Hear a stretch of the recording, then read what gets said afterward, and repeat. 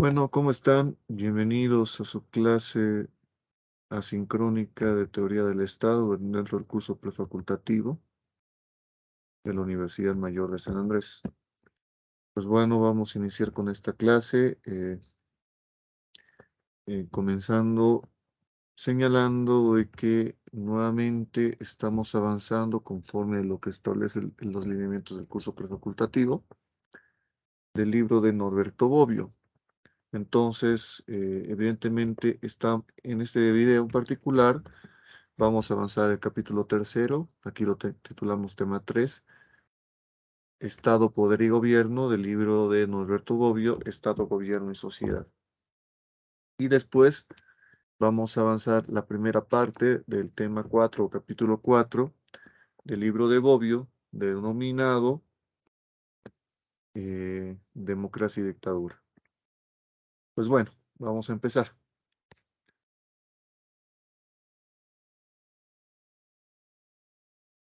Entonces, nos habíamos quedado habíamos tenido pendiente mencionar el último punto del tema 3, que es el fin del Estado. Entonces, respecto a esto, vamos a mencionar que sobre la concepción positiva del Estado. Bueno, respecto a la concepción positiva del Estado, según Norberto Bobbio, vamos a mencionar que es bien conocida la tesis de Engels, ¿sí? Conforme lo cita Bobbio, según la cual el Estado, así como ha tenido un origen, tendrá un final y terminará cuando vengan a menos las causas que la han producido.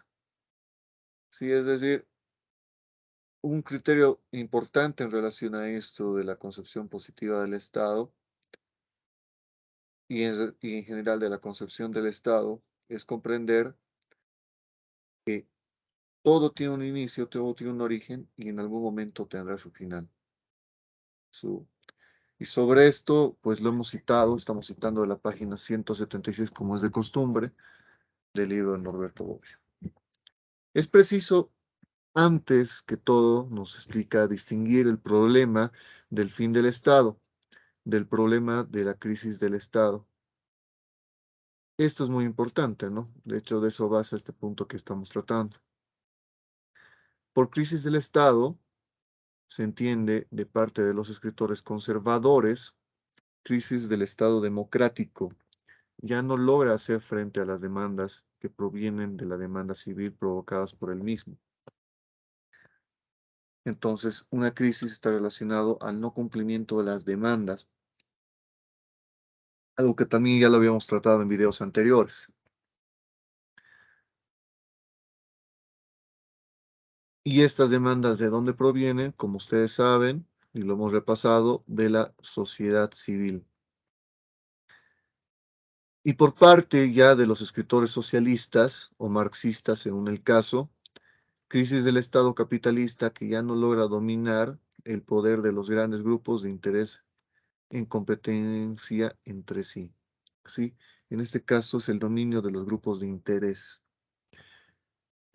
relacionado a las clases que establece obviamente la teoría, la corriente socialista y lógicamente después marxista, ¿no?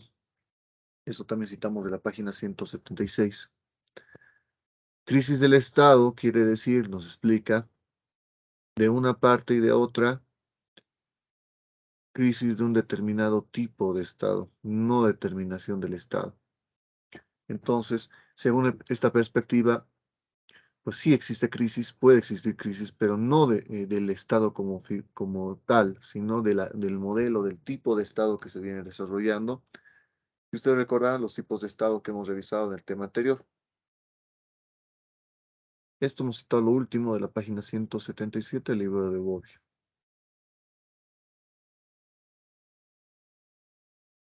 El tema del fin del Estado está íntimamente vinculado al juicio de valor positivo o negativo, nos explica, que fue dado y se continúa dando sobre esta máxima concentración del poder que tiene el derecho de vida y de muerte sobre los individuos que se confían a él o que lo sufren pasivamente. nos explica, ¿no? Entonces, primer elemento que tenemos que considerar, pues básicamente es que ya cuando hablamos de este tema del fin del Estado, tiene una connotación en el ámbito axiológico, una connotación de valorativa, si es positivo o si es negativo. Eso nos explica, obviamente, nos explica, obviamente, Bobbio. Y esto nos explica, como están pudiendo ver en la página 177. Toda la historia del pensamiento político está recorrida por la contraposición entre la concepción positiva y la concepción negativa del Estado. Lógicamente que sí, ¿no? Es decir, desde esta perspectiva que vamos a analizar, y obviamente lo hemos mencionado y lo vamos a mencionar también más adelante, toda la historia del pensamiento político que involucra, obviamente, al Estado y a su estudio, va relacionado con esa dinámica de positivo y negativo. Por eso es muy importante comprenderlo.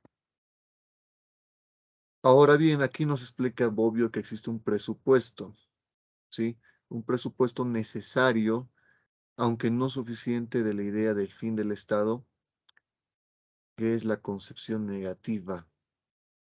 Quien da un juicio positivo del Estado, quien cree en el Estado, sea, si no el máximo bien, una institución favorable al desarrollo de las facultades humanas, al progreso civil, a una civil society, en el sentido que se lo dio a este término en el siglo XVIII, será inducida a no desear el fin del Estado, ¿no? Sino que en todo caso el desarrollo gradual de las instituciones estatales, en un principio del monopolio de la fuerza, si bien controlado por organismos democráticos, hasta la formación del Estado universal. ¿Qué nos explica esto? Pues básicamente es ello, ¿no? Creo que es bastante elocuente lo que nos menciona. Cuando se piensa, se razona la posibilidad del fin del Estado, es pues precisamente cuando se encuentra los desperfectos de este, ¿no? De toda esta situación, cuando tiene una perspectiva relacionada al Estado negativa, negativa. Y al ser negativa, pues obviamente, ¿qué es lo que se busca? Se busca el fin de este, ¿no? De este sistema, de este sistema político, como lo hemos explicado previamente. Entonces tiene sentido lo que hemos venido explicando, lo que nos cita, nos explica Norberto Bobbio, ¿no? Y entendiendo las características, obviamente, que nos explica también. Y en este caso, una de las principales del sistema político, del orden político, que es básicamente el monopolio de la fuerza, ¿no? Que ha sido una de las principales características que lo hemos visto en los primeros temas y en los últimos también. Ahora bien, la concepción positiva del Estado. Entonces, seguimos con esto ya explicando de que la concepción positiva, en cambio, frente a la negativa, tiene por autor ejemplar, de acuerdo con la tradición consolidada, el bonum vivire de Aristóteles, ¿no? Retomando la filosofía escolástica, la maxim subsiste, nos explica, ¿no? Para hacer posible una vida feliz. Es decir, el Estado en un principio tendría esta situación, ¿no? O el orden político, el sistema político tiene esta institución política, tiene según Aristóteles, esto primero que nada. Pero culmina con la concepción racional del Estado que va de Hobbes, pasando por Spinoza, Rousseau, hasta Hegel. Irracional porque está dominada por la idea de que fuera del Estado subsiste el mundo de las pasiones, desencadena desencadenadas o de los intereses antagonistas inconciliables, y que el hombre puede realizar en su vida de ser racional únicamente bajo la protección del Estado. Naturalmente, la concepción positiva del Estado corresponde a una concepción negativa del no Estado. A ver, creo que sobre el criterio del no Estado está un poco claro, sino es que bastante, lo hemos mencionado bastante en los videos anteriores. También en el foro me lo han preguntado y lo he respondido, procuro ser lo más claro posible al momento de brindar la respuesta. Y bueno, desde esta perspectiva de, no, de que se llama de la concepción positiva del Estado, ¿qué tenemos que mencionar? De hecho, lo vamos a explicar un poquito más adelante, pero les anticipo que el Estado tiene una finalidad positiva de que delimitar las pasiones, ¿sí? De controlar todas esas pasiones, todo ese desorden, esos antagonismos dentro de, que subsisten dentro de una sociedad que componen precisamente el no Estado, ¿no? Del ámbito religioso y el ámbito principalmente económico desde esta perspectiva. Entonces, relacionados principalmente a la naturaleza. Entonces, por lo cual, lo que viene a ser es que existe el Estado de forma racional, produciendo una construcción racional, que tiene la finalidad principalmente de controlar estas pasiones, ¿sí? Porque para una suerte de estabilidad dentro de la sociedad, dentro del Estado, ¿sí? Entonces, por eso existe el Estado, para controlar estas pasiones, para limitar la naturaleza, en este caso, que pueda ser contraria dentro de la sociedad, que pueda ser perjudicial frente a la sociedad. Por lo cual, es muy importante el Estado desde esta perspectiva. Esto lo citamos de la página 178 del libro de Bobbio.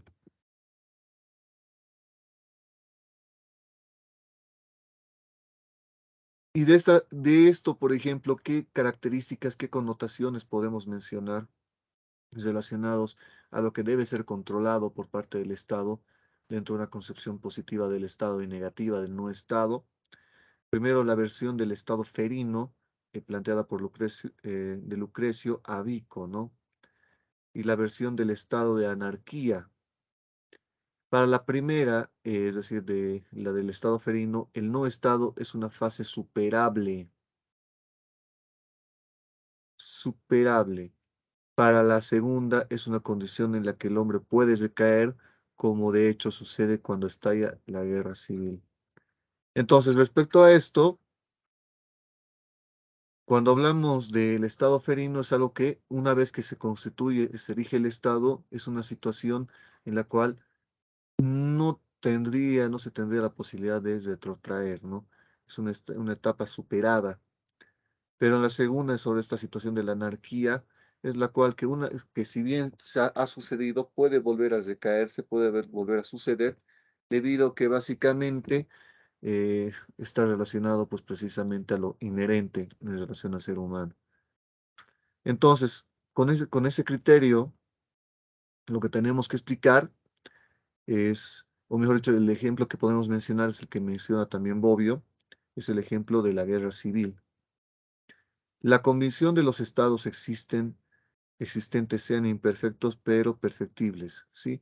Entonces, aquí existe una situación, una convicción que se tiene desde esta perspectiva que venimos explicando, que existe la idea, la convicción, como nos explica, de que los estados que existen sean, bueno, pueden tener que ser imperfectos, pero siempre existe la posibilidad, siempre existe este camino de ser perfectibles, ¿sí? Que se los puede perfeccionar, que se los puede mejorar.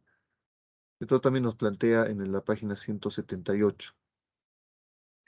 Los diseños de repúblicas ideales, ¿sí? De repúblicas que nunca existieron y que jamás existirán en algún lugar, o son ubicadas en lugares imaginarios, y que son propuestos por ideales límites de un ordenamiento perfectamente racional.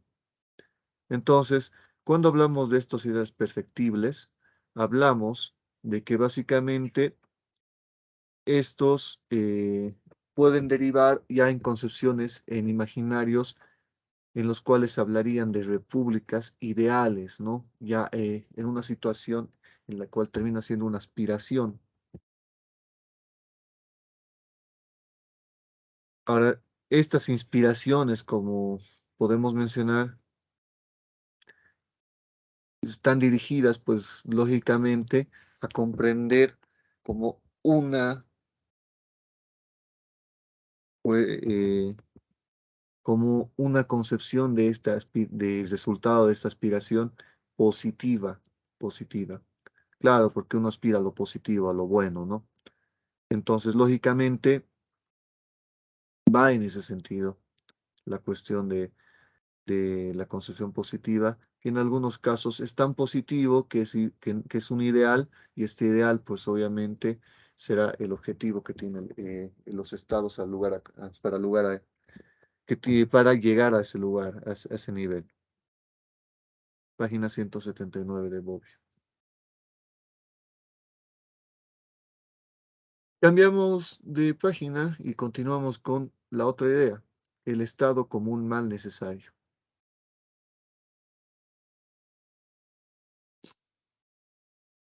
La concepción negativa del Estado, sí, es decir, cambiamos el chip y salimos de la idea positiva del Estado, de comprender el Estado como algo positivo, e ingresamos a una concepción negativa en la cual, si bien existe el Estado, es algo negativo, pero que es un mal necesario, ¿sí?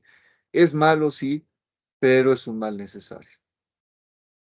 A su vez, se ha presentado en la historia del pensamiento político bajo dos formas diferentes, según si el Estado haya sido juzgado desde el punto de vista de la primacía del no Estado, Iglesia, o del no Estado, sociedad civil. Sí, dependiendo de esto también podemos entender en qué sentido este Estado, el que es un mal necesario, es negativo. ¿Sí? Esto nos explica en la página 179.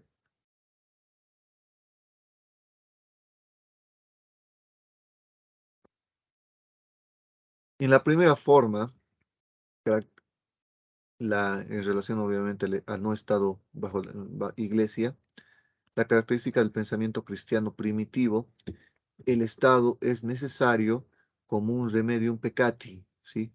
Es decir, remedio al pecado, porque la masa es malvada y debe ser mantenida a raya con el miedo, nos dice. En relación con las gentes, los príncipes y los reyes son institutos para que el pueblo, por temor a ellos, quede disuadido del mal y se somete a las leyes para una vida justa, ¿sí? Entonces, se supone que estamos en un término coloquial un poco, estamos hablando mal del Estado, pero sin obviamente dejar de entender de que este mal es necesario. Entonces, desde esta perspectiva, desde esta idea de que obviamente el Estado es malo, es negativo, entonces el no Estado es positivo. Y ahora tenemos que a partir del no Estado tenemos una cuestión que es la explicación de por qué el Estado es negativo desde la perspectiva del no Estado Iglesia. Entonces, ¿qué venimos hablando? Que desde una perspectiva cristiana primitiva, valga la aclaración primitiva, pues en general existe el pecado, y el pecado tiene que ser controlado, tiene que ser limitado por medio del miedo, ¿sí? Entonces, por lo cual tiene que disuadirse el mal, y por lo cual, y en consecuencia tiene que someterse a la vida, someterse a las leyes. Eso nos explica incipientemente. Esto nos explica en la página 180. La doctrina negativa del Estado se retoma por Lutero, ya con bastante diferencia del cristianismo primitivo, y hablamos de Martín Lutero, con una vehemencia que solo será igualada por las doctrinas que justifican el terrorismo del Estado. En la famosa carta a los príncipes cristianos sobre la autoridad secular, está en 1523, dice: Dios ha impuesto a los demás, aparte del reino de Dios, otro régimen, y los ha puesto bajo la espada, de manera que aunque lo hicieran de buen grado, no pudieran practicar su maldad y donde lo hagan, no sea sin temor o con sinceridad y licencia. Precisamente con lazos y cadenas se ata a una bestia salvaje, decía Lutero, a fin de que no pueda morder ni atacar según su instinto, porque o aunque lo haría de buena gana. Entonces partamos por lo último. Es decir, que básicamente la, quienes componen pues a la quienes componen pues las personas a las quienes se dirige la autoridad del Estado, es decir, las personas, pues terminan siendo unas bestias salvajes, como nos dice Lutero, feroces, quienes atacarían si de ellos dependieran. Y por lo cual, ¿qué es lo que tiene que hacerse para evitar que existan estos ataques? ¿Qué es lo que tendría que realizarse? Nos explica, es que plantear estas cadenas que hace pues, los reinos, ¿no? Este segundo orden después del de Dios, este segundo régimen, esta espada figurativa que nos plantea, para limitar obviamente la maldad de las personas. Entonces tiene una finalidad y por eso, si bien lo que hace el Estado, se puede tener que no es positivo porque es una acción que no, que axiológicamente podríamos discutirla, pero es algo que es necesario, ¿sí? Porque si no, no habría cómo controlar a esta bestia salvaje. Esto nos explica en la página 180, Norberto Boyo, citando obviamente a Martín Lutero.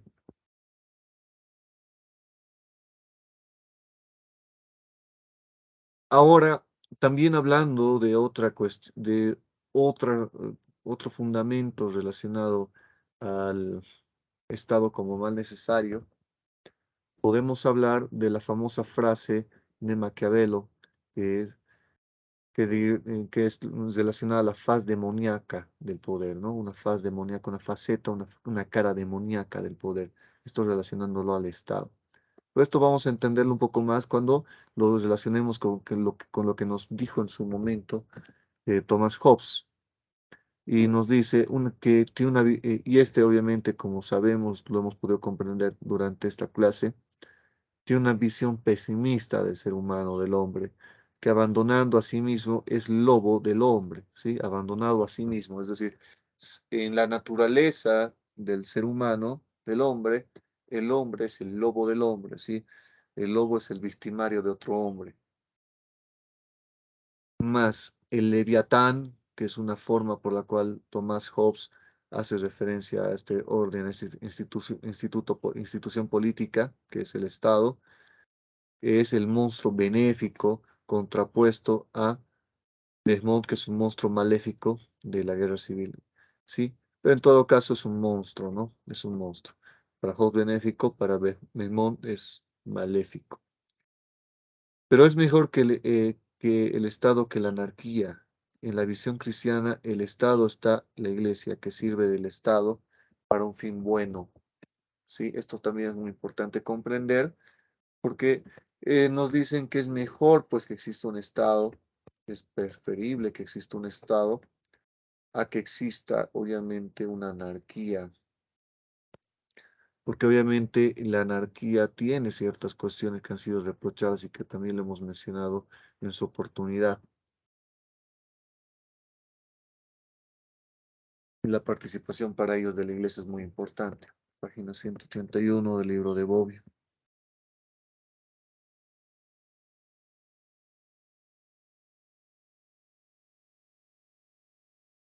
Y aunque el pecado original haya sido borrado, ¿sí? Desde una perspectiva, obviamente desde la iglesia, aunque el pecado original se haya borrado, haya sido borrado mediante la gracia del bautismo para todos los fieles, sin embargo, el justo Dios separó las formas de vidas de los hombres, haciendo a algunos siervos y a otros señores, ¿sí? Es decir, esta distinción entre siervos y señores parte incluso de la justicia de Dios, nos explica, ¿no? para que la posibilidad de actuar mal de los primeros fuese reprimida por el poder de los dominadores. ¿Sí? Es decir, que de los siervos y su capacidad de hacer mal, de actuar de forma negativa, pues sean reprimidas, sean de alguna forma limitadas por quienes, por los señores, que terminan siendo los dominadores los que controlarían, citando lo que hemos mencionado a Lutero, a la bestia salvaje. ¿Sí? Fue en la página 181 del libro de Bob. Y continuamos. Y mencionamos que cuando la sociedad civil, bajo forma de sociedad de libre mercado, muestra la pretensión de restringir los poderes del Estado al mínimo indispensable, el Estado como mal necesario asume la figura de Estado mínimo, figura que se vuelve el denominador común de las mayores expresiones del pensamiento liberal. ¿Sí? Entonces, sabemos que el Estado es un mal necesario, pues obviamente si es un mal necesario desde esta perspectiva, se tiene que limitarlo a lo mínimo, ¿sí? Tiene que existir el Estado, sí, es un mal que tiene que existir, pero evitemos que esto exceda lo mínimo, ¿sí? Entonces, ¿quién tiene esta perspectiva del Estado mínimo, como lo hemos visto en temas anteriores, se acordarán? ¿Sí? Es tiene una perspectiva principalmente liberal, ¿no? Una propuesta principalmente liberal. Esto lo dice en la página 182 del libro de Bowie. Pero no solo esto es muy importante mencionar, sino que también tenemos que mencionar a Adam Smith, que dice que el Estado debe limitarse a ver por la defensa externa y el orden interno, además de la ejecución de trabajos públicos. Es decir, el Estado básicamente tiene que limitarse a ello. No tiene que exceder este campo, por eso es mínimo. Si no, no fuera mínimo. Valga la aclaración de lo lógico que estamos explicando. Entonces, ¿qué es lo que tiene que limitarse el Estado? ¿A qué tiene que limitarse? Pues tiene que limitarse a la defensa externa, ¿sí? La defensa del grupo político, ¿sí? De la institución política, frente a otros estados. Y además de esta, también mencionar el orden interno, que también tiene que buscar precautelar el Estado, un Estado mínimo, es el orden interno. El orden interno que está muy relacionado obviamente a la seguridad y a todo ello, ¿no? Labores de policía, por ejemplo. Además de la ejecución de trabajos públicos. Esto también es muy importante, cuestiones de índole público que tienen que ser ocupadas necesariamente por alguien. Esto lo citamos de la página 182 del libro de Norberto Bobbio.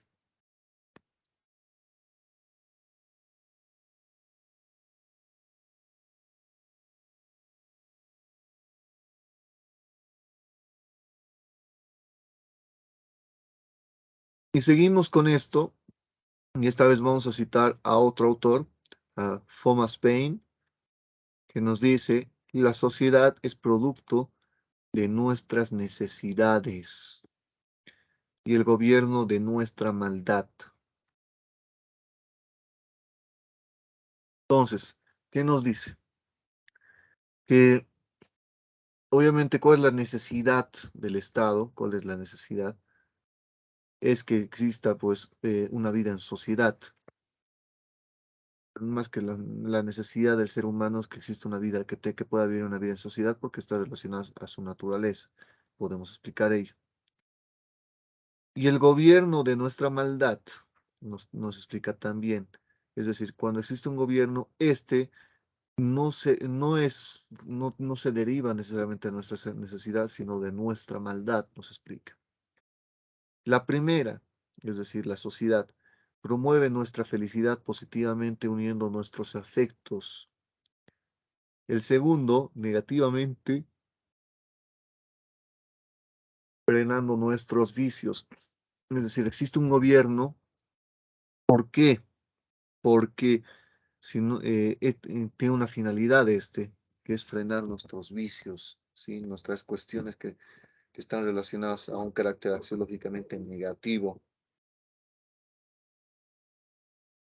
Una anima las relaciones, es decir, la sociedad, otra crea las distinciones, ¿sí? La segunda, es decir, el gobierno crea las distinciones. La primera protege y la segunda castiga. La sociedad protege y el gobierno castiga esta cuestión relacionada a los vicios, ¿no? Bajo cualquier condición, la sociedad es una bendición. El gobierno en su forma mejor no es más que un mal necesario. Es decir, lo mejor, la mejor faceta del gobierno, ¿sí? Pues básicamente termina resultando en algo negativo, pero este carácter negativo es necesario, es un mal necesario, nos explica. Y en su peor forma, es decir, porque si estamos hablando que en la mejor forma todavía tiene un carácter, tiene connotaciones negativas, entonces, ¿cuál será en su peor forma? Pues en su peor forma es insoportable. Esto nos dice Thomas Paine, citado por Norberto Bobbio en la página 182.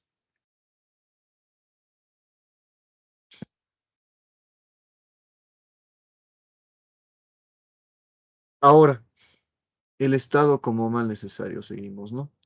La teoría del Estado mínimo no coincide con alguna de las formas que asume el mismo siglo el anarquismo, de la página 183. Nos explica esto del libro de Bobbio. Una variante de la teoría del Estado mínimo vecina de la teoría del fin del Estado, ¿sí? Porque tiene ciertos criterios comunes, es la teoría de anglosajona del Guild Socialism, que ha producido una verdadera y propia teoría del Estado pluralista, basado en la distinción entre descentralización funcional y de los grupos y descentralización territorial, en la tesis en la que el Estado debe restringir su función a la de coordinador supremo de los grupos funcionales, económicos y culturales. Algo que también lo hemos explicado un poquito relacionado a el término descentralización, si se acuerdan, ¿no? A qué estamos haciendo referencia cuando hablamos de descentralización.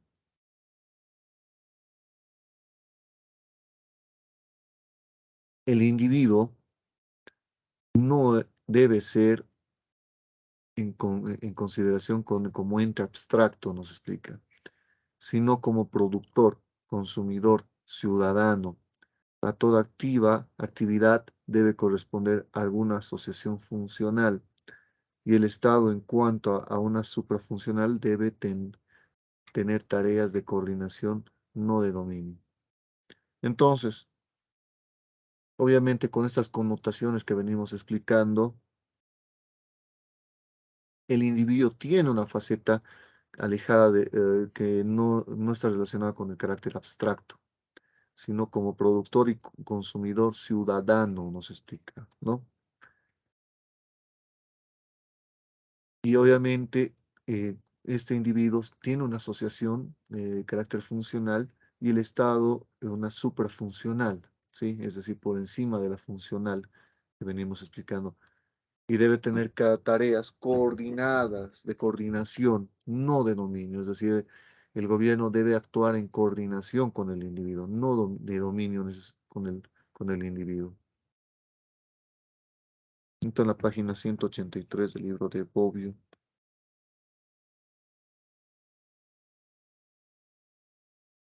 Salimos. Hemos visto que el Estado tiene podemos entenderlo como una concepción positiva, ¿no? Es decir, el Estado es positivo, es algo bueno.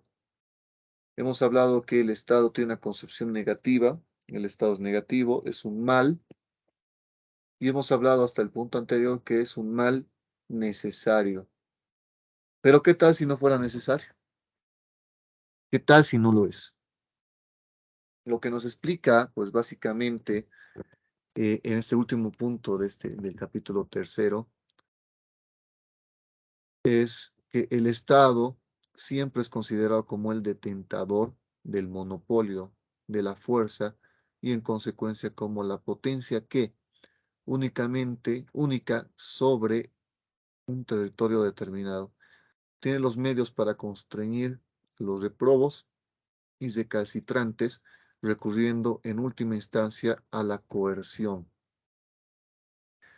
Interesante idea que podemos mencionar eh, respecto al Estado, ¿no?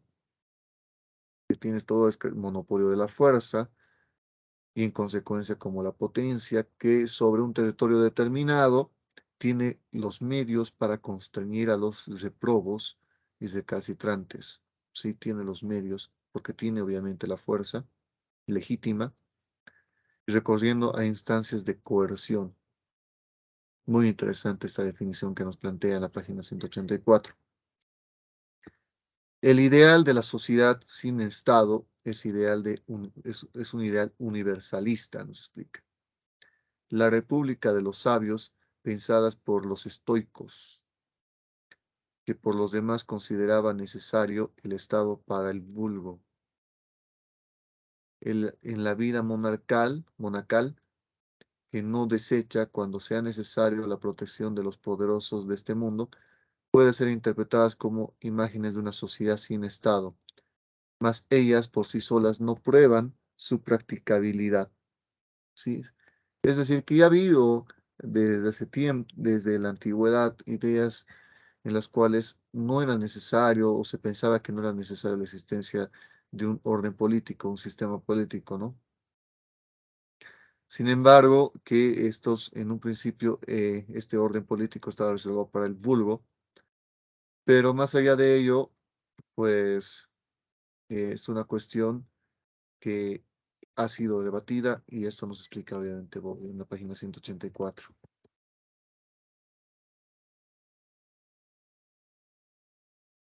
Para la teoría engelsiana, ¿sí? Citando a esta teoría de Engels, el Estado nació de la división de la sociedad en clases contrapuestas como consecuencia de la división del trabajo, con el objeto de permitir el dominio de la clase que está arriba sobre la clase que está abajo, ¿sí? Entonces, la clase que está arriba dentro de esta escala y la clase que está abajo. Permite el dominio de la clase que está arriba, mejor dicho, cuando después de la conquista del poder de parte de la clase universal, la dictadura del proletariado, estamos hablando de Engels, por cierto, entonces se entiende que se maneja esta terminología, caiga la sociedad dividida en clases. También se disipará la necesidad del Estado. El Estado se extinguirá, perecerá de muerte natural, porque ya no será necesario. Entonces, cuando exista este avance de lo que en lo ideal en la mente que se llama de esta corriente que ahora estamos citando a Engels, cuando se logre ello, pues básicamente, según esta perspectiva idealista que podemos mencionar, con lograr los propósitos que plantea esta teoría, se arribaría a la necesidad de que no exista o la inexistencia de la necesidad de un Estado. La premisa mayor de este silogismo, el Estado es un instrumento de dominio de clase, nos dice, como la premisa menor, la clase universal es la destinada a destruir la sociedad de clases, ¿sí? Es la premisa mayor y la premisa menor. No ha resistido el formidable argumento que son, como diría Hegel, duras réplicas de la historia, ¿sí?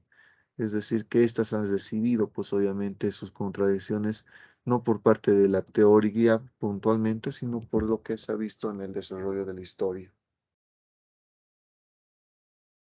Citamos en la página 185, ¿no? Esto cita de la página 185.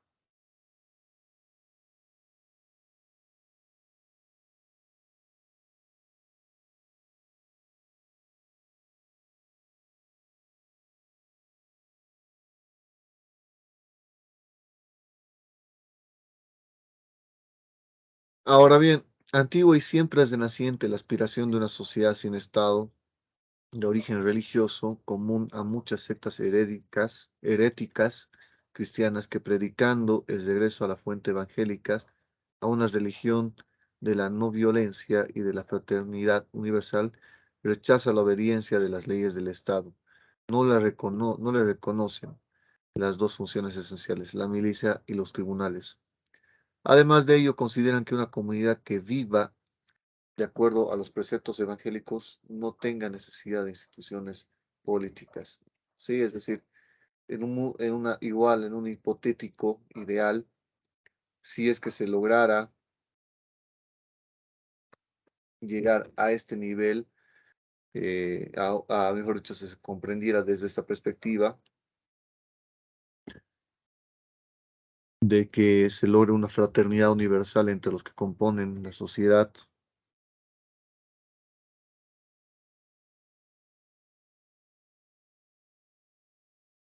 pues básicamente se llegaría a esta fraternidad universal, como les digo, se rechaza la obediencia, es decir, ya se rechazaría la necesidad de las leyes y se rechazaría pues la oportunidad de obedecer estas leyes, como lo venimos explicando, ¿no?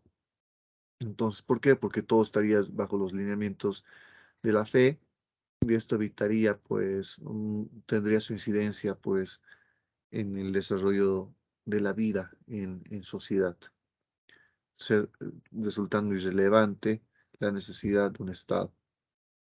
Esto a la página 185. La tecnocracia es la tecnocrática del Estado, como la expuesta en Saint-Simon, de acuerdo con lo cual en la sociedad industrial en la que los protagonistas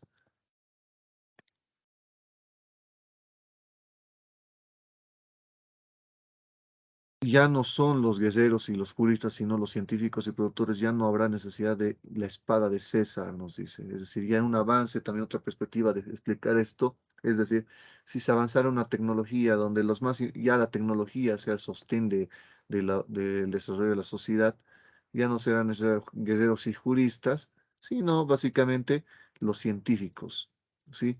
De los cuales terminarían desarrollando esto. El modelo tecnocrático, este es un modelo tecnocrático, ha ejercido una fuerte influencia en algunos teóricos marxistas. Bucharín, por ejemplo, la dirección central en el ordenamiento social comunista será confiada en varios oficiales de contabilidad y oficiales de estadística, nos explica, ¿no? En la página 186.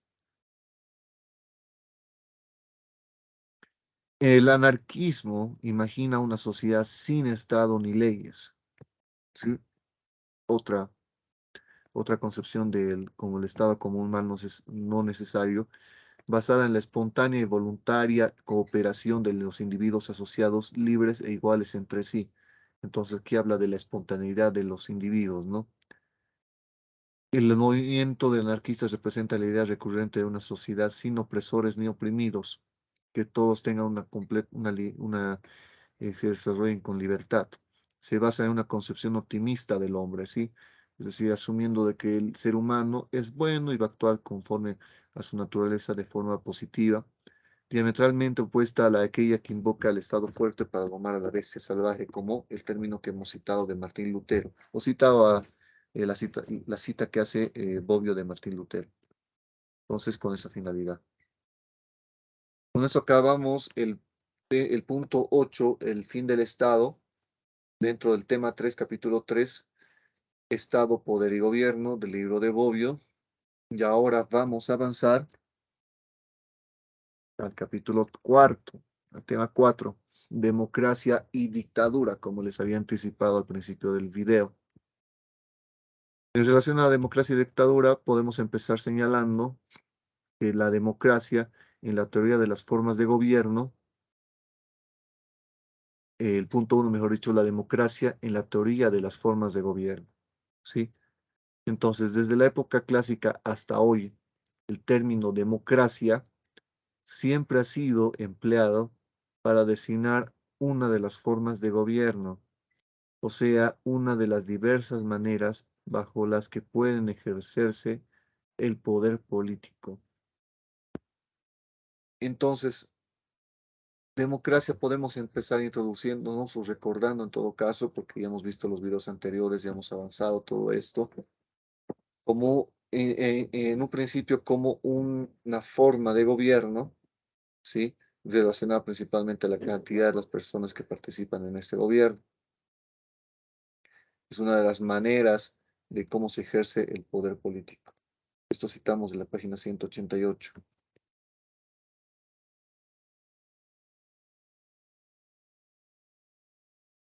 Debido a que el concepto de democracia pertenece a un sistema de conceptos, nos dice, que constituye la teoría de las formas de gobierno, tal concepto no puede ser comprendido en su naturaleza específica, sino en relación con otros conceptos del sistema, de los que delimita la extensión, siendo a su vez determinados por ellos.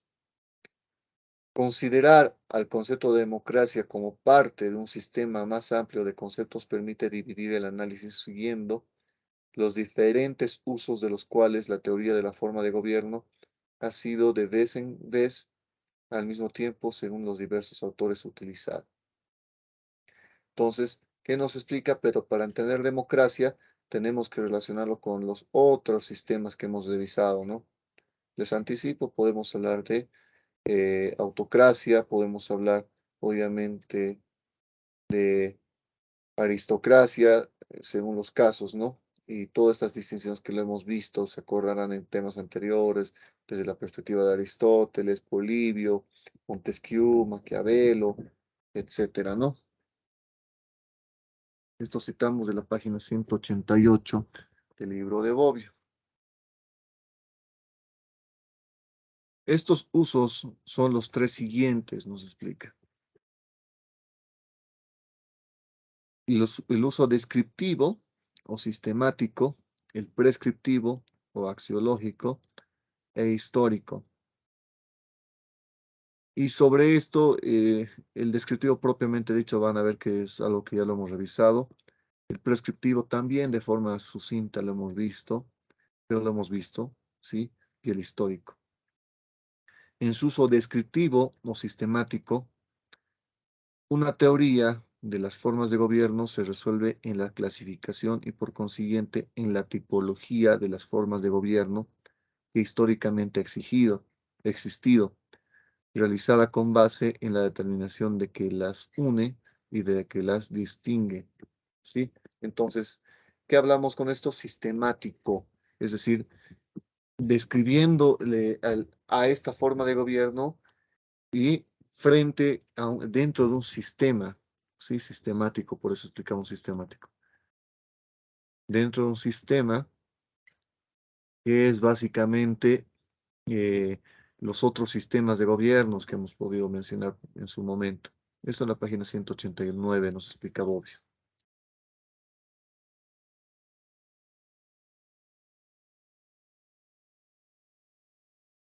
En su uso prescriptivo nos explica, o axiológico, una teoría de las formas de gobierno implica una serie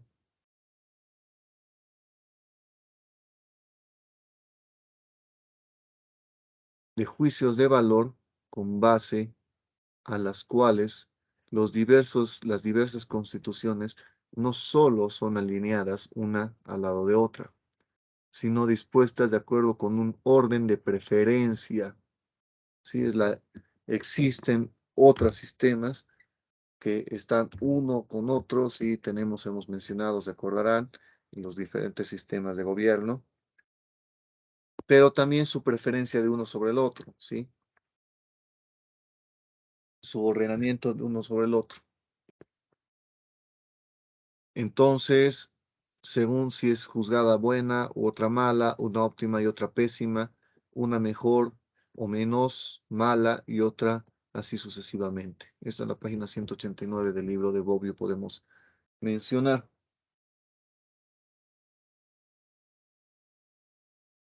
Se puede hablar de uso histórico de una teoría de las formas de gobierno.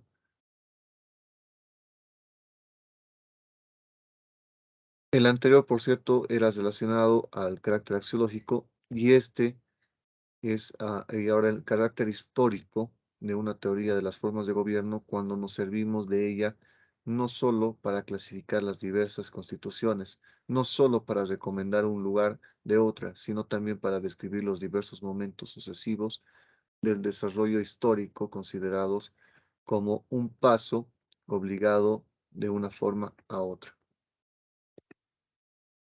A ver, para que se comprenda, evidentemente ya en los puntos 2, 3 y 4, que lo tenemos reservado dentro de este desarrollo de clase, ya tenemos que tener la idea de que cuando hablamos del sistémico, ¿sí? O descriptivo, es decir, la ubicación que se llama que tiene dentro de los sistemas de gobiernos, el sistema democrático, ¿sí? De qué trata este y, y su relación, obviamente, de forma sistémica con otros. Es decir, por ejemplo, podemos utilizar el indicador de la cantidad de quienes participan en el gobierno. Por otro lado, cuando hablamos del prescriptivo o axiológico, estamos hablando de que más allá de ver los otros sistemas, comprender qué tan bueno será este frente a los otros, ¿sí? Frente a los otros. Por eso dice prescriptivo o axiológico. Ver qué tan bueno será, qué tan positivo será. O si es negativo, por el contrario. Y el histórico está relacionado al que está, al que hace hincapié respecto a el desarrollo de los sistemas de gobierno, en los cuales incluimos la democracia, principalmente la democracia, por cierto, en el desarrollo de la historia. Entonces, eso para que se comprenda y esté un poco más claro. Es superfluo advertir, nos explica que los tres usos jamás están completamente separados y que con frecuencia la misma tipología los contiene interrelacionados. Claro, sí, incluso ahora mismo yo he demostrado que sí se los puede manejar de forma interrelacionada. Entonces vamos al uso descriptivo. El uso descriptivo dice que la democracia es, según la tradición de los clásicos, una de las tres posibles formas de gobierno en la tipología en la que las diversas formas de gobierno son clasificadas con base en el diverso número de gobernantes. ¿Sí? Entonces, el principal indicador que es el número de gobernantes. Esto lo citamos en la página 191. Platón, ¿sí? En el Político, introduce la famosa tripartición, la distinción de las formas de gobierno con base al número de gobernantes es retomada también por Aristóteles. Coloca al lado de la clasificación con respecto al número de gobernantes, la ordenación es diferente al diverso modo de gobernar, por el bien común o por el bien propio de quien gobierna, de donde deriva la distinción entre formas buenas y malas, ¿sí? Aristóteles pone el término democracia en las formas malas. Recordemos eso, porque que era la buena, según Aristóteles, era la politeia. Entonces, mientras forma buena de la denominación de la nominada, el término general significa la constitución, es la politeia. El término democracia vuelve a designar el gobierno de muchos en su forma buena, ¿sí? Volvemos a entender que la democracia estaría dentro de ese parámetro de lo bueno, por Polibio, que asigna a las formas malas el término de oclocracia. Entonces, en este caso, la versión positiva de, de democracia es democracia, ¿sí? Y en cambio la negativa es la oclocracia. A pesar de la preponderancia de la tripartición, ¿por qué tripartición? Porque estamos hablando del gobierno de uno, el gobierno de unos cuantos y el gobierno de muchos. Por eso tripartición, que lo hemos visto en clases anteriores. A veces esta ha sido sustituida por la bipartición, es decir, sacamos uno de los tres y nos quedamos en dos. La sustitución se ha dado por dos operaciones diferentes, es decir, agrupando la democracia y la aristocracia, es decir, de lo que eran tres, monarquía o autocracia, aristocracia y democracia, pues aristocracia y monocracia, aristocracia y democracia se entrarían dentro de un mismo parámetro en contrapuesta a la monarquía. O reagrupando de otra forma, es decir, que la monarquía y la aristocracia que eran tres frente a la democracia, pues la monarquía y la aristocracia se confunden en uno, termina siendo un mismo grupo, y frente a la democracia. Páginas 192, 193 del libro de Bobbio, lógicamente.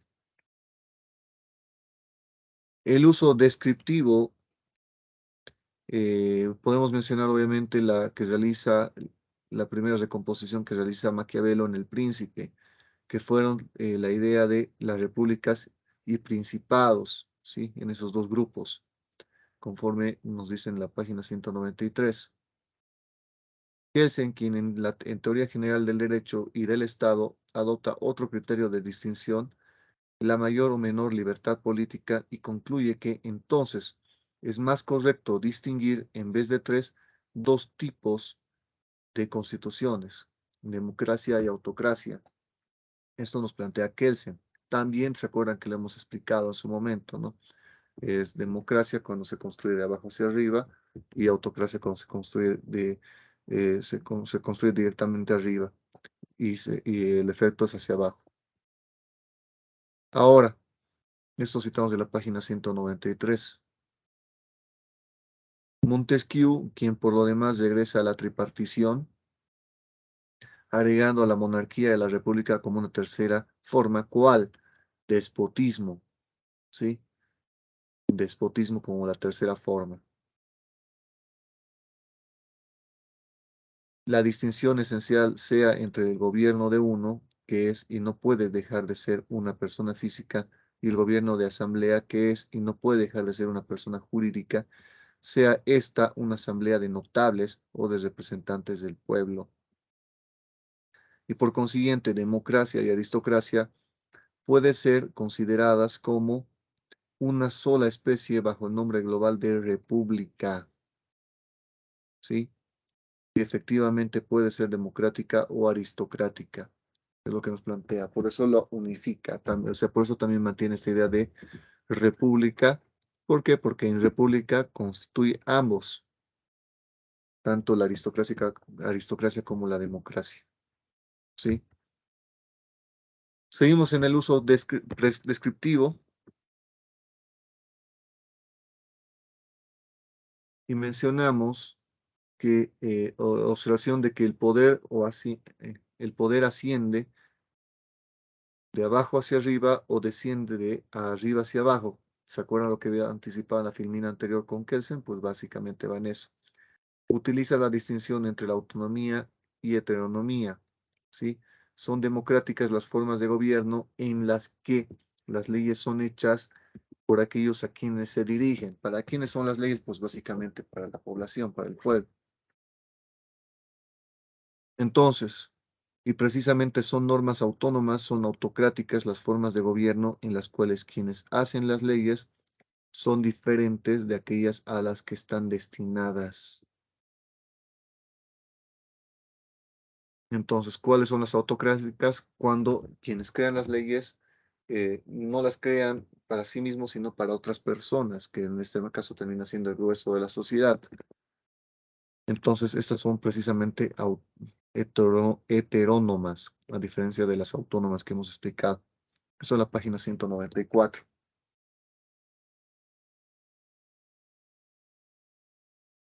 La distinción más difundida en la teoría política contemporánea absorbe tanto a la monarquía como a la aristocracia en el concepto más general de autocracia y da una importancia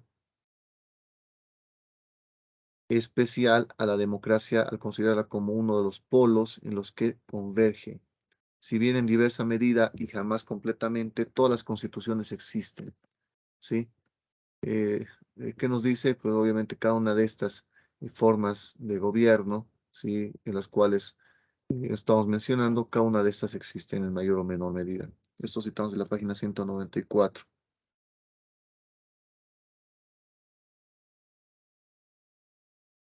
Seguimos en el uso prescriptivo. La democracia puede ser considerada, por lo demás, todas las otras formas de gobierno como signo positivo o negativo, es decir, como forma buena, por consiguiente, para ser exaltada y recomendada, o como una forma o una forma mala, en consecuencia para caer,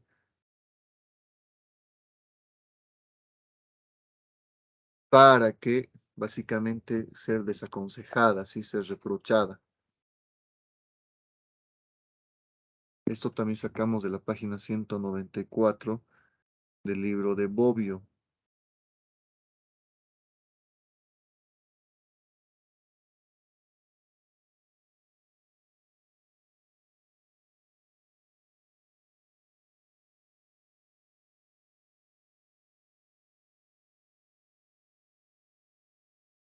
A ver,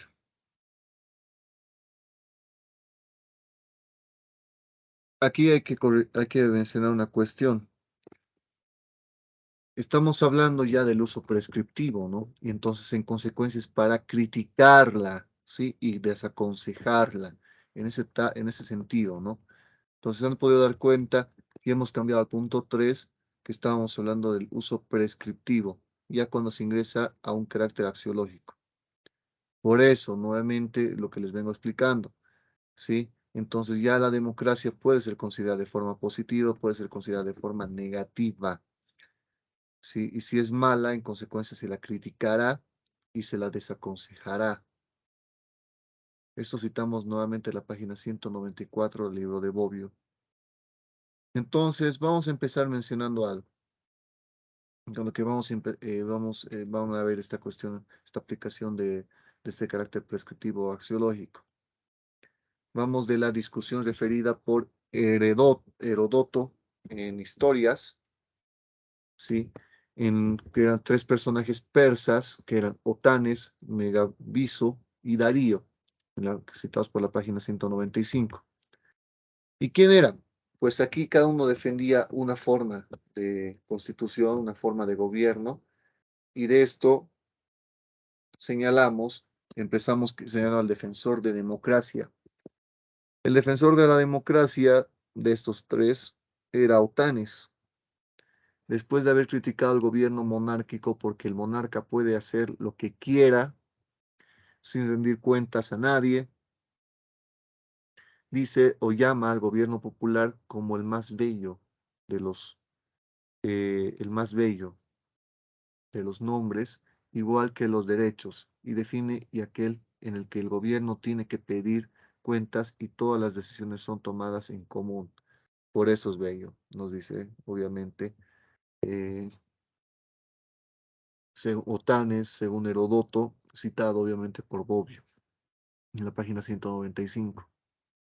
Pero tenemos el defensor de la aristocracia, que era Megabizu. Para no hay más necio e insolente que una multitud inútil. Está criticando la democracia. De manera que no es tolerable que, por huir de la prepotencia del tirano, ¿sí?, deban caerse en la insolencia de un pueblo desenfrenado. Entonces, por eso es defensor de la aristocracia. Y el defensor de la monarquía, que era Darío, dice, cuando el pueblo gobierna es imposible que no nazca la corrupción en la esfera pública, lo cual no origina enemistades, sino sólidas amistades entre los malvados, ¿sí? Y creo que actualmente podríamos mencionar bastante ello, ¿no? Entonces, ¿cuál es la crítica a la democracia? Básicamente va en el ámbito de la corrupción, ¿sí? De los cuales, ya saben, se genera, según esto, pues no se genera enemistades, sino lo que se busca, lo que se genera son amistades entre malvados, amistades por conveniencia, ¿no? Esto citamos de la página 195. La democracia es considerada como una forma buena de gobierno, nos dice. Son esencialmente las siguientes. No es un gobierno en favor de pocos, sino de muchos. La ley es igual para todos. Entonces, no es gobierno de muchos, igualdad para todos, tanto para los ricos como para los pobres. eh, por tanto, el gobierno de leyes, entonces igualdad ante la ley, sean escritas o no escritas, ¿sí? Y no de hombres, sino de las normas, ¿no? La libertad es respetada, así en la vida privada como en la vida pública, donde no vale la pertenencia a aquel o actual partido, sino al mérito. Entonces, hay una perspectiva positiva en relación a la democracia. La República de Platón, sí, nos explica que la democracia es considerada y analíticamente descrita como una forma degenerada, aunque no la forma más degenerada que es la tiranía, ¿sí? Es decir, aquí tenemos que hablar de que ya estamos hablando de que la democracia ni es la peor, pero tampoco es la mejor. Las cuatro, según Platón, las cuatro formas degeneradas serían la timocracia, la oligarquía, la democracia y tiranía. Mientras que la oligarquía es el gobierno de los ricos, la democracia no es el gobierno del pueblo, sino el de los pobres contra los ricos, ¿sí? Entonces aquí están opuestos. La oligarquía, el gobierno de los ricos, y la democracia es de los pobres frente a los ricos. Página 197. Según Aristóteles, toma de forma definitiva la distinción entre tres constituciones buenas y tres constituciones malas con base al criterio de gobernar por el bien común, a partir del bien propio. Entonces, en este sistema, el gobierno de muchos aparece sea como una forma buena bajo el nombre de politeia. Recordemos que para Aristóteles, democracia es la forma negativa y la forma positiva es la politeia. Es una forma sea como forma mala es democracia, ¿no? Entonces, ¿cuál es la distinción incipientemente según Aristóteles? Es que cuando se gobierna por el bien común es positiva, cuando se gobierna en beneficio propio es negativa. Esto citamos de la página 197. Seguimos en el uso prescriptivo. El gobierno de los pobres, nos explica, así como el de los ricos, siempre es un gobierno en favor de una sola parte y por tanto, según la definición de un buen gobierno, con base al criterio de bien común, es el gobierno, es un gobierno corrupto. Entonces, cuando no es en bien público, en bien común, entonces es un gobierno corrupto, gobierno negativo. Con Polibio cambian los nombres, ¿sí? Pero no la distribución de las formas de gobierno entre tres buenas y tres malas. La democracia es la forma buena, según Polibio, de gobierno, del gobierno popular, en la que el pueblo asume el cuidado de los intereses públicos. ¿Y cuál es lo negativo entonces de la democracia? La degeneración de la democracia es la oclocracia, es el gobierno de la plebe, es la forma mala en la que la multitud, ¿sí? Acostumbrada a consumir bienes ajenos y a vivir a las costillas del prójimo, ¿sí? Entonces, ¿quiénes gobiernan esta multitud que está acostumbrada, ¿sí? A vivir de lo ajeno, a vivir de otros, es decir, no vivir de sus fuerzas, sino vivir de otros? Página 198, ¿no? La tipología de las formas de gobierno en su uso prescriptivo no solamente implica un juicio absoluto sobre la conveniencia o inconveniencia de tal o cual forma, nos explica, sino también un juicio respecto a la mayor o menor bondad de una forma frente a otras. Entonces, no solamente decir estas son buenas, estas son malas, sino hacer una suerte de jerarquización entre lo positivo y lo negativo. Se extiende el tema de si sea mejor o peor que los otros, es decir, cuál sea su colocación en un ordenamiento axiológico. Este según el valor de las constituciones. Entonces hemos dicho, ¿no? Que la aristocracia es la versión buena, la oligarquía la negativa. Según Polibio, que la democracia es la versión positiva y la oclocracia la versión negativa. Perfecto. Ahora, entre aristocracia y democracia, ¿cuál será mejor? Entre oclocracia y oligarquía, ¿cuál será peor? ¿Sí? Eso es lo que vamos a ver ahora. En una tipología que no distingue las formas puras de las corruptas, la tesis posible son tres. Si la democracia es la mejor, entonces, ¿qué camino nos queda? Porque estamos hablando principalmente de democracia. ¿Qué es lo que tenemos que entender de la democracia? Si la democracia es la mejor de la mejor, la democracia es la peor, ¿sí? Está en el otro extremo, o está en el medio. Es decir, democracia es la mejor, democracia es la peor, o democracia está en el medio, entre la mejor y la peor. La tipología que distingue las constituciones de en su forma pura y en su forma corrupta, la comparación se vuelve mucho más compleja. Efectivamente, la democracia puede ser tanto la peor o la mejor de las formas buenas como la mejor o peor de las formas malas, o bien puede ser al mismo tiempo la mejor o la peor de las formas buenas y la mejor o la peor de las formas malas. Entonces, ¿qué nos quiere decir? Hay buenas y malas, malas y buenas. ¿Qué nos dice?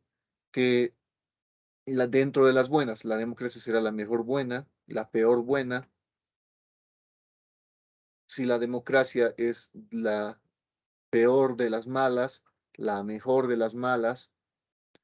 Y si al mismo tiempo es la democracia y su versión en negativo, que sería la oclocracia, entonces, si la versión positiva de la democracia es la peor de las versiones positivas, pero su versión negativa, la oclocracia, sería la mejor de las negativas. Eso es lo que vamos a analizar ahora, ¿no? Entonces, esto citamos de la página 199. En el pensamiento griego, las tesis más frecuentes son dos: la platónica, ¿sí? La de Platón, obviamente, en la que la democracia es al mismo tiempo la peor de las buenas y la mejor de las malas, ¿sí? Para Platón, entonces, es democracia la peor de las buenas y la mejor de las malas, ¿sí? Entonces estaría justo en el medio, ¿sí? En una escala en que estas son buenas y estas son malas, entonces estaría en el medio, ¿sí? Porque sería la peor de las buenas y la mejor de las malas. Mientras al contrario, la monarquía es la mejor de las buenas y la peor de las malas. Es decir, la monarquía, que serían en este caso mis dedos, es la mejor de las buenas, entonces en el límite de lo positivo, pero en su faceta negativa es la peor. Esta es la peor, ¿sí? Entonces va de extremo a extremo. ¿Sí? Cuando es bueno es lo mejor, cuando es negativo es lo peor. Ahora bien,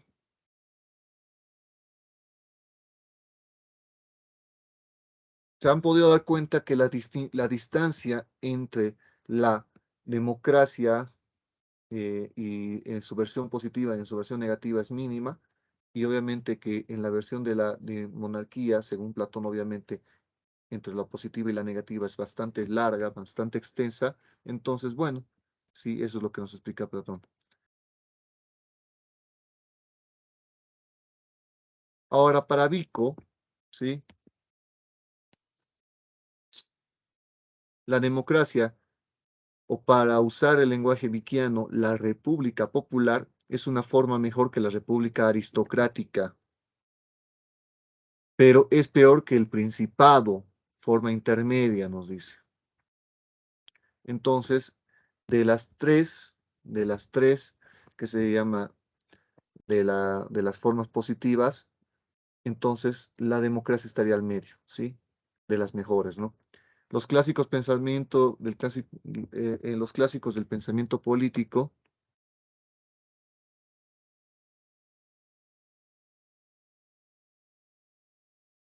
que acompañan con sus reflexiones y el surgimiento de la conciliación de los grandes estados territoriales, fundamentalmente los monárquicos, son los menos hasta la Revolución Francesa, con excepción de Spinoza, nos dice, favorables a la monarquía y contrarios a la democracia, que básicamente lo que podemos ver es que casi todos son en un principio, en la antigüedad y en una buena parte de la Edad Media, son favorables al principado o la monarquía, como quieran entenderlo, y son contrarios a la democracia. Así lo piensa Bodin, así lo piensa Hobbes, así lo piensa Locke, así lo piensa Vico, Montesquieu, etcétera, ¿no? Vico, Montesquieu y Hegel exaltan la monarquía como la forma más adecuada para su época.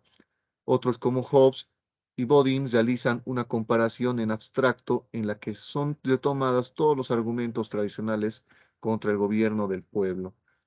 Todos los motivos y antiguos y modernos antidemocraticismo. ¿Sí? Entonces, obviamente, son críticos de la democracia, exaltan el principado o monarquía, como quieran entenderlo. Y bueno, esto en la página 200 del libro de Hobbes, de Bobbio. Y Hobbes, puntualmente podemos mencionar a Hobbes, señala que los argumentos contra la democracia pueden ser comprendidos en dos grupos: los que se refiere al sujeto gobernante, la asamblea popular enfrentada con el poder único del rey, y los que se refieren al modo de gobernar. Entonces, para criticar la democracia según Hobbes, tenemos que hablar que en relación a quién gobierna, el sujeto que gobierna, y los que se refieren y la forma de cómo gobierna. Por eso es muy interesante, esto es muy importante. Esto lo citamos en la 200 y 201 del libro de Bobbio. Los defectos de las asambleas populares son la incompetencia, el dominio de la elocuencia y por tanto la de la demagogia, la formación de los partidos que obstaculizan la formación de la voluntad colectiva y que favorecen el cambio rápido de las leyes y la falta de discreción. Entonces aquí tenemos una crítica muy interesante en la cual pues hablan que estas asambleas populares democráticas terminan constituyéndose en una demagogia. Entonces un sentido negativo sería demagógico, porque se domina la elocuencia, el debate, las discusiones y la formación de los partidos que obstaculizan la formación de una voluntad colectiva y favorecen en cambio, lo vamos a ver también más adelante, obstaculizan obviamente, realizan un cambio rápido de las leyes y falta de discreción, ¿sí?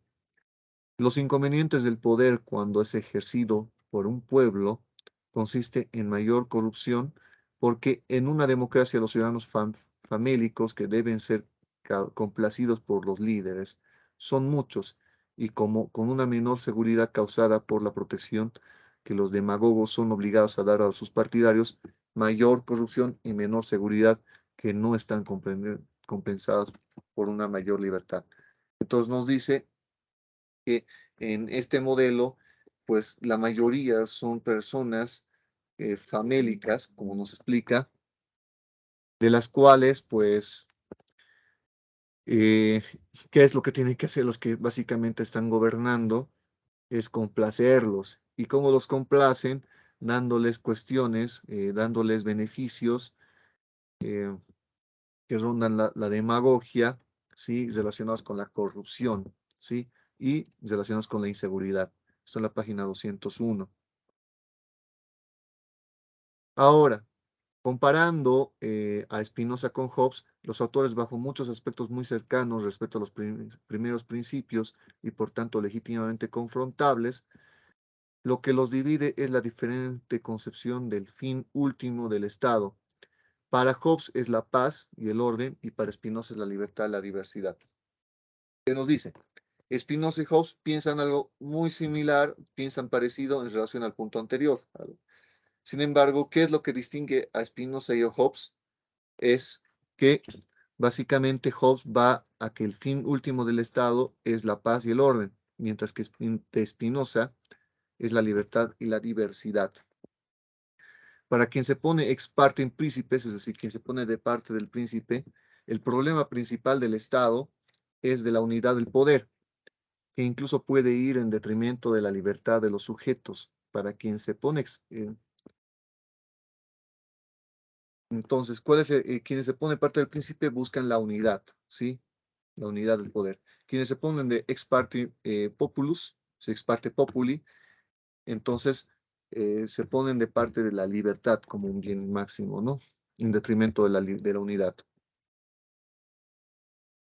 El tema rusiano, la de la libertad como autonomía o la libertad definida como la obediencia a la ley que nos hemos dado, dice.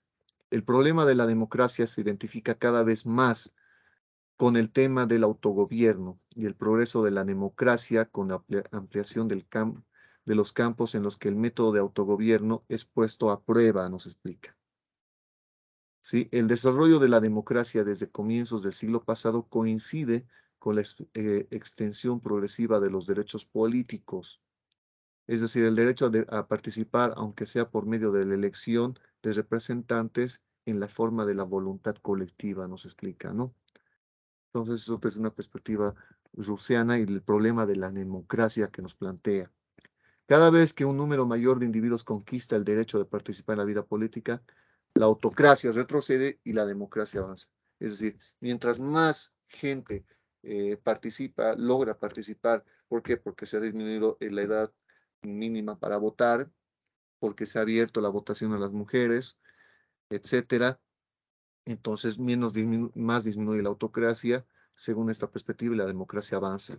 203, ya hablando en un sentido positivo de la democracia, ¿no?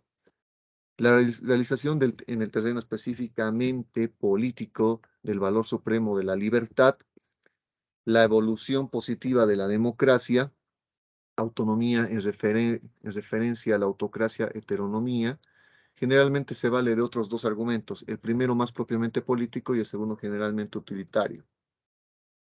El argumento político se basa en una de las máximas de las expresiones más compartidas en el pensamiento político de todos los tiempos. De quien detenta el poder tiende a abusar de él, lógicamente. El argumento utilitarista en relación a esto, eh, pues podemos hablar que es el que se basa en otra máxima de la experiencia, en honor a la verdad menos sólida, aquella según la cual los mejores intérpretes del interés colectivo son quienes forman parte de la colectividad, de cuyo interés se trata, o sea, los mismos interesados, en este caso Vox Populi, Vox de Dios, ¿sí? Voz del pueblo, la voz de Dios. Entonces, por eso también se habla del utilitarismo, ¿sí? ¿Por qué? Porque quienes son los que principalmente conocen lo que se vive en la sociedad, son los que las integran, ¿no? Las personas que integran. Ahora bien, vamos en este punto al uso histórico. Se trata de por qué lugar ha ocupado en algunos de los grandes sistemas la democracia, ¿sí? Ya a un análisis histórico de la democracia. Conviene distinguir las filosofías de la historia en regresivas, según las cuales la etapa siguiente es una degeneración de la anterior. Progresivas, en cambio, es según las cuales la etapa siguiente es un perfeccionamiento de lo anterior, y cíclicas es según las cuales el curso histórico, después de haber recorrido un sentido regresivo o sentido progresivo, retorna al principio. Entonces, regresiva es que antes era mejor y que cada vez va pasando el tiempo se va empeorando. Progresivo es que con el tiempo más bien se va mejorando. Y cíclico es que es un proceso en el cual, ya sea regresivo o progresivo, se va desarrollando y vuelve a iniciar y y va en ese ciclo. En las historias regresivas, Platón y las cíclicos regresivas, Polibio, la periodización de Polibio, que presenta una rápida síntesis de las 6 formas, nos explica.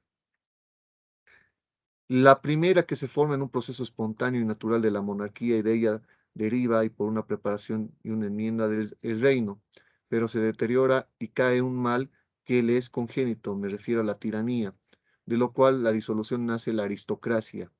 Y cuando ésta por su naturaleza vira hacia la oligarquía, si las turbas se indignan por la injusticia de sus jefes, nace la democracia. A su vez, la soberbia y el desprecio de las leyes desembocan en el tiempo en la oclocracia.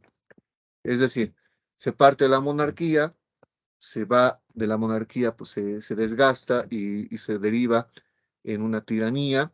De la tiranía, como respuesta, surge la aristocracia, y cuando se desgasta la aristocracia se deriva en lo negativo, que es la oligarquía, y como genera el problema de la oligarquía, se termina decidiendo por ir a la democracia, pero esta democracia a la vez se vuelve soberbia y se desprecio de las leyes y se transforma en oclocracia, y por lo cual se volvería a iniciar en la dinámica de la monarquía.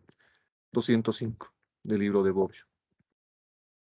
La progresiva, la monarquía ya no es el principio del ciclo, sino el final, nos explica. Se considera que Vico es un innovador porque después del estado ferino, que no es todavía social, y el estado de las familias, que no es todavía estatal, no hace comenzar la historia en los estados de la monarquía, sino las repúblicas aristocráticas a las que sigue la República Popular y finalmente el Principado, ¿sí? Entonces, aquí vamos y decimos de que la monarquía no se inicia este ciclo con la monarquía, sino se cierra con la monarquía, ¿sí? Es el último paso, página 206. Además, una característica de la tipología vickiana es que resuelve en la dicotomía con un procedimiento diferente de los ya conocidos e indican dos. Las dicotomías más conocidas son monarquía y república, sí, monarquía y república, con la reducción de la democracia y aristocracia, y la democracia y aristocracia, en la cual la reducción de la monarquía y la aristocracia, 206 del libro de Bobbio. Ahora, en la importante clasificación de las formas de gobierno, expuestas minuciosamente, ilustradas por Montesquieu, que vastamente lo hemos explicado en el espíritu de las leyes, la monarquía aparece una vez más como una forma de gobierno más adecuada para los grandes estados territoriales europeos, mientras que el despotismo es la forma de gobierno que más se adapta a los pueblos orientales, ¿sí? Porque la experiencia de Montesquieu es lo que ha podido visibilizar directamente ha encontrado esto. La república, que comprende, al igual que Maquiavelo, tanto la república democrática como la república aristocrática, a los pueblos antiguos, ¿sí? Nótese esta cuestión. El resorte por el que se mueve es el caracterizado, que le caracteriza es la virtud, ¿sí? Mientras al monárquico tiene como principio el honor, el despotismo es el miedo. A ver,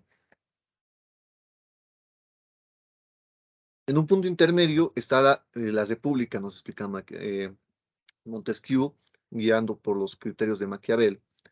Entonces, en un extremo, en lo máximo, en el extremo positivo está la monarquía y en el extremo negativo está el despotismo. ¿Cuál es la distinción? ¿Cuál es lo que motiva a la monarquía? Pues es el honor, se nos dice Montesquieu.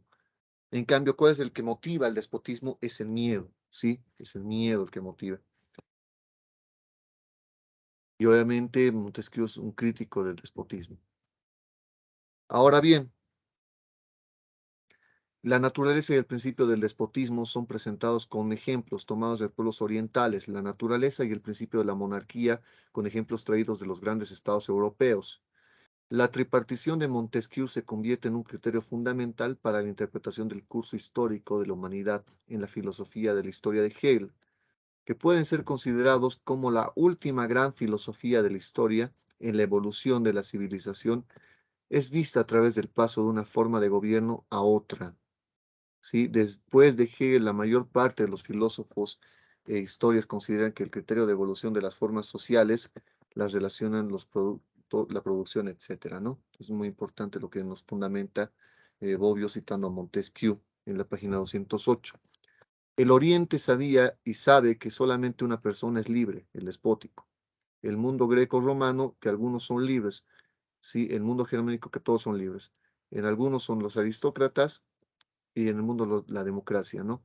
En consecuencia, la primera forma que vemos en la historia universal es el despotismo, el Oriente, la segunda la democracia y la aristocracia y la tercera la monarquía, ¿sí?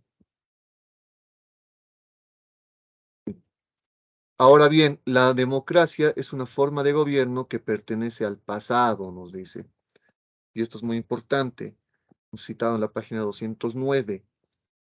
El pueblo considerado sin su monarca y sin la organización que necesaria o inmediatamente vincula a la totalidad, es la multitud sin forma, que no es Estado y a la cual no compete alguna de las determinaciones que existen, solamente la totalidad formada en sí, nos explica. Entonces, como estamos antes de acabar este punto, ¿qué podemos mencionar? Que desde perspectiva histórica hemos visto que sí se ha desarrollado la democracia, se ha visto analizada, y con ello, pues, hemos mencionado que, que pues, la monarquía,